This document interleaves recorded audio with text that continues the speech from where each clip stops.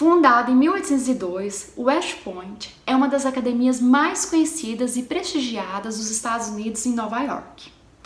Porém, um dos seus assuntos também mais vistos na internet é que se trata também de uma academia militar assombrada.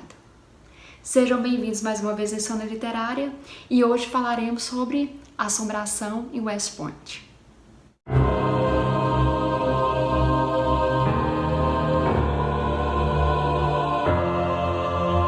Para vocês terem noção do que seria esse programa militar, após encerrar o ensino médio, as pessoas que almejam virar oficiais, eles fazem esse programa, estudam durante 4 anos e moram lá, no West Point Ground. É como se fosse um verdadeiro campus universitário.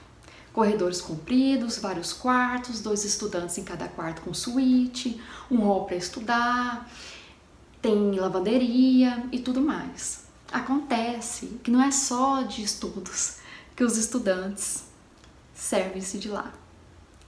Acontece que alguns começaram a falar que viram assombrações e foram ignorados, lógico, pelos superiores e pelo pastor local.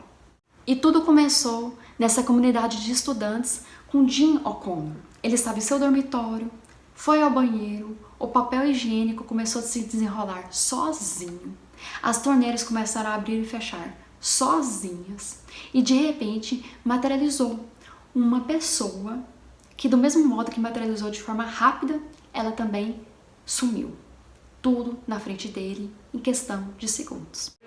Em sua entrevista, ele foi capaz de descrever tudinho. Ele falou que tratava de um soldado da Guerra Civil que tinha um uniforme de 1800 e bolinha e que ele estava com uma baioneta. Mas o que mais assustou ele é porque ele não tinha olhos, eram completamente brancos em suas órbitas.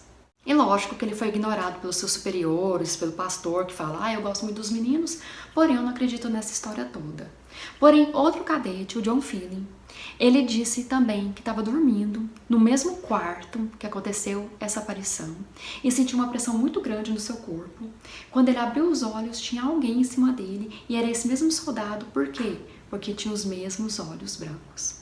E no quarto, 4714, nos dias seguintes, ocorreram mais 5 aparições vistos por pessoas diferentes.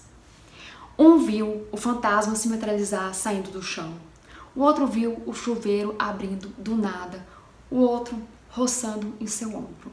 E por mais que os superiores dissessem, não acreditamos em vocês, mas vamos fechar o quarto, vamos transformá-lo em uma área de estudo, não vai ser mais dormitório, porque a gente não está aguentando mais esse negócio de visitantes no quarto e cada um relatar a sua maneira fantasiosa uma história de terror. Apesar de ser transformada agora em uma sala de estudos, algumas pessoas ainda insistem em relatar terem visto fantasmas lá.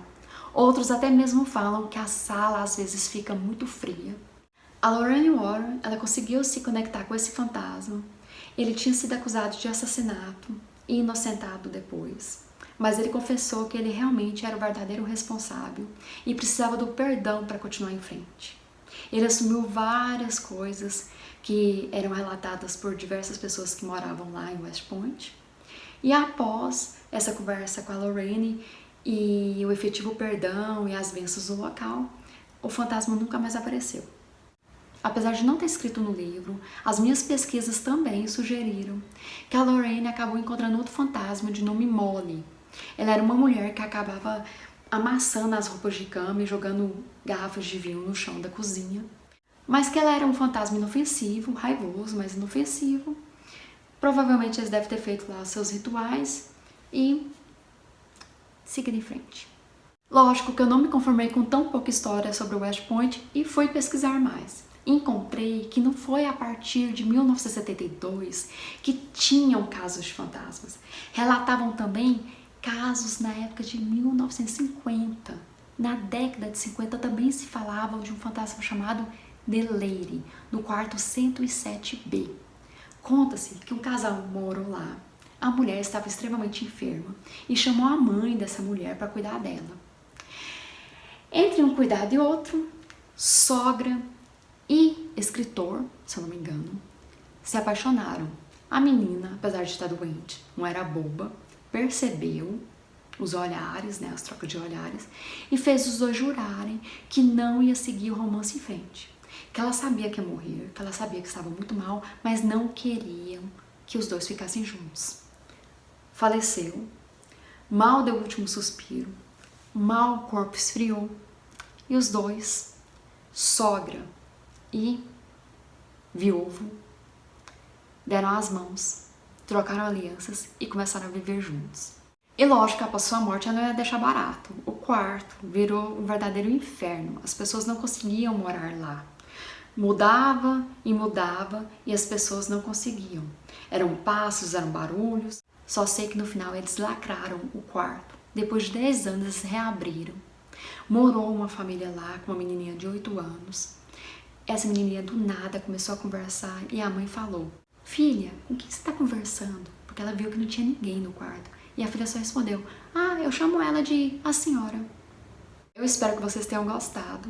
Um grande abraço a todos. Continuem me seguindo, me indicando. Não esqueçam de curtir. Um grande abraço e até mais.